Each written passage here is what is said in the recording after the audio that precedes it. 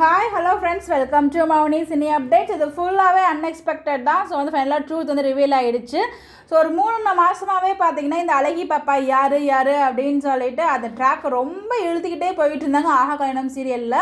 So last week இந்த coming previous Sunday பார்த்தீங்கன்னா ஒரு ப்ரொமோ வந்துச்சு. உண்மை யாருங்கிற விஷயங்களும் தெரிய போகுது. அந்த அழகி பாப்பா யார் அப்படிங்கிற விஷயம் தெரிய போகிற மாதிரி ப்ரொமோ வந்துச்சு. அதே மாதிரியே இன்றைக்கி எபிசோடில் அழகி பாப்பா யாரோட பொண்ணு அப்படிங்கிற விஷயங்கள் தெரிஞ்சிடுச்சு. ஸோ இது அன்எக்ஸ்பெக்டட் தான். தெலுங்கு அண்ட் ஒரிஜினல் வருஷன்லாம் பார்த்தீங்கன்னா நம்ம சூர்யாவோட அப்பா தான் அந்த குழந்தைக்கு அப்பா அப்படிங்கிற மாதிரி சொல்ல வருது. அப்படி தான் ட்ராக் கொண்டு போவாங்க.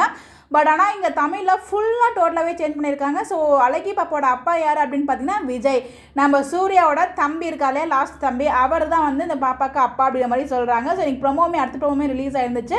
அவர் போய் ஃபீல் பண்ணுற மடிச்சிட்டு பாப்பா அப்படிங்கிற மாதிரி ஃபீல் பண்ணுறாங்க. இன்னொரு பக்கம் நம்ம மகா பார்த்தீங்கன்னா மகாவும் சூர்யாவும் பேசிகிட்டு இருக்காங்க.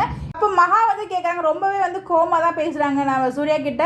நீங்கள் உங்கள் தம்பி வாழ்க்கையை பற்றி யோசிச்சு பார்த்தீங்களே, என்னை பற்றி ஒரு நிமிஷம் நீங்கள் யோசிச்சு பார்த்தீங்களா, இந்த விஷயத்த மேலே நான் மறக்கவும் மாட்டேன் மன்னிக்கவும் மாட்டேன் அப்படின்ற மாதிரி கோவமாக கிளம்பி போகிறாங்க. அப்படியே சோகமாக நின்றுட்டுருக்காரு நம்ம சூர்யா. ஃபுல்லாகவே அன்எக்ஸ்பெக்டட் தான் இந்த மாதிரி ட்ராக் கொண்டு வருவாங்க அப்படின்னு சொல்லிட்டு. பட் பாவங்க விஜய் கடைசியில் மாற்றி விட்டாங்க. பட் இது எப்படி ட்ராக் கொண்டு வருவாங்கன்னு வெயிட் பண்ணி பார்ப்போம்.